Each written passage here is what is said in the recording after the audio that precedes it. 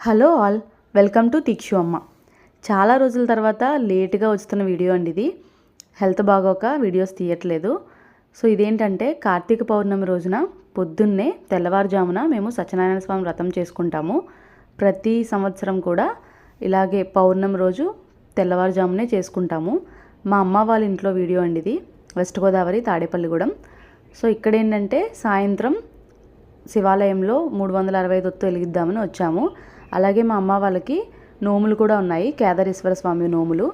So ముందు ఇక్కడికి వచ్చి ఒత్తులు వెలిగించేసుకున్నాక ఇంటికి వెళ్ళి ఇంక మళ్ళీ నోములు చేయాలి. పొద్దున్నుంచి ఉపవాసం ఉంటారు, అసలు వాటర్ కూడా తాగకుండా. సో ఇంకా ఇవంతా అయిపోయాక పూజ అయిపోయిన తర్వాత మాత్రమే అక్కడ పెట్టిన ప్రసాదాన్నే తీసుకుంటారు, ఇంకేమీ తీసుకోరు. సో ఇక్కడ శివాలయంలో అస్సలు ఖాళీ లేదండి, అందరూ అభిషేకం చేసుకుంటున్నారు. ఇక్కడ శివుడికి మనమే అభిషేకం చేసుకోవచ్చు. ఇంకా అందరూ కూడా పూజలు చేస్తున్నారు. 365 ఒత్తులు వెలిగించుకొని ఆడవాళ్ళు, పెద్దవాళ్ళు, చిన్నవాళ్ళు, మగవాళ్ళు కూడా వస్తారు. మా సైడ్ అయితే చాలా ఎక్కువ వస్తారు మగవాళ్ళు కూడా. సో ఇక్కడ చూడండి, ఉసిరి చెట్టుకి, రావి చెట్టుకి, అలాగే ఇక్కడ శివుడికి ఇలాగా దీపాలు పెట్టారండి. ఇంకా వెలిగించలేదు, 6:30, 7 అయింది. సో ఇంకా కాసేపు నాకు వెలిగిస్తారు. బట్ డెకరేషన్ అయితే చాలా బాగా చేశారు. ఇది శివుడు నందీశ్వరుడు అనమాట. ఇదేనండి శివాలయం టెంపుల్. అమ్మవారు శివుడు కలిపి ఉంటారనమాట.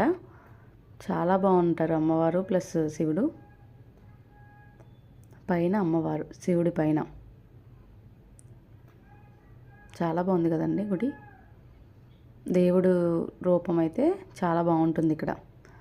సో ఇది అయిపోయిన తర్వాత ఇంకా రోజు పౌర్ణమి కదా, అందుకే ఒక చిన్న క్లిప్ తీశాను. ఫుల్గా చంద్రుడు వచ్చి ఉన్నాడు. సో ఇదే అనమాట టెంపుల్. ఇంకా అందరూ కూడా ఇంకా పంతులు గారు స్వయం పాకాలే తీసుకుంటున్నారు. అందరూ లైన్లో ఉన్నారనమాట, వాళ్ళది అయిపోతే నెక్స్ట్ వాళ్ళు ఇద్దామని చెప్పి. సో అందుకే ఇంత క్రౌడ్ అంతా ఇక్కడే ఉన్నారు. ఇంక మేము ఇంటికి వచ్చేసాము. ఆల్రెడీ వెళ్ళేటప్పుడే కొద్దిగా అన్నీ సర్దుకొని వెళ్ళామన్నమాట. ఇంకా రాగానే దీపం పెట్టేసుకోవచ్చు అని చెప్పి.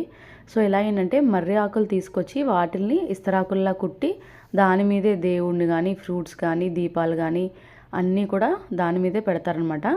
అలాగే మాకు పెసరబూర్లు ఆనవాయితీ. సో పెసర బూరెలతోనే ప్రసాదం చేస్తారు. లోపల పెసరపప్పు ఉంటుంది. ప్రసాదాన్ని బయట వాళ్ళకి పెట్టరండి, దేవుడి దగ్గరది వాళ్ళే తినాలి. నోములు నోచుకున్న వాళ్ళు బయట వాళ్ళకి సపరేట్గా వేరే ప్రసాదం చేసి పెడతాము. చాలా నిష్టగా చేస్తామండి కేదారేశ్వర స్వామి నోములు. అందరికీ ఉండదు ఆనవాయితీ, బట్ ఉన్న వాళ్ళు మాత్రం చాలా బాగా చేసుకుంటారు. సో ఈ వీడియో అంతేనండి.